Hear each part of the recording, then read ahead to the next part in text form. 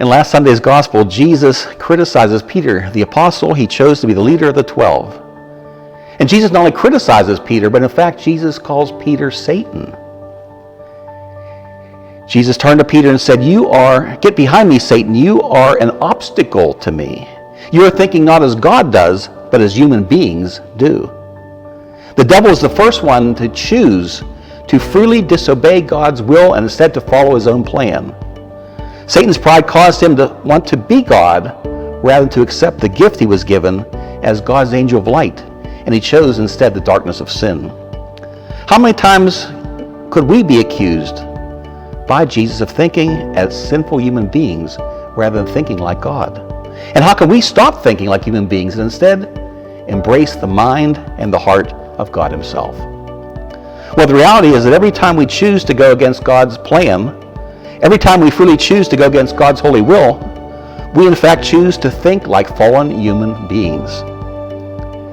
We, like Peter, choose to do it our own way rather than doing it God's way. We choose to be an instrument of the devil rather than being a chosen and redeemed instrument of Almighty God himself. For we human beings tend to flee from the crosses in our lives rather than to fully embrace them. Acting according to our fallen human nature, we choose to look for the easy way, the comfortable way, what I would call the lazy boy way. We rather choose to sit in our recliners and watch on TV what is going on in the world rather than to get up and to go make a difference in the world. Peter did not yet realize that the crucifixion is the only way to encounter the resurrection.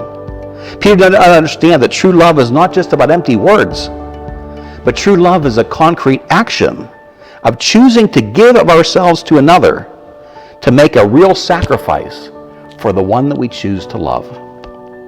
For many people in our world misunderstand the true definition of love. Many people, when asked to describe love, instead describe what the church would define more as lust. Many times we may think of love as simply a feeling, as simply an emotion, as simply chemistry between two people. But love is not about emotions. Love is not about feelings. Love is not about chemistry, which can easily blow up. True love in the Christian context is something much, much different. True love, according to Jesus and our church, is described as agape. And agape love, in the end, is absolutely nothing to do with feelings, emotions, or chemistry. True Christian love involves some small or large sacrifice for the one that we choose to love. True Christian love is about dying. It's about carrying our own cross, or about helping others to carry their crosses. Even if that love is not appreciated, even if that love is not reciprocated, even if that love is totally rejected and scorned. God bless you and God bless your families. I hope to see you at Mass or at Eucharistic Adoration.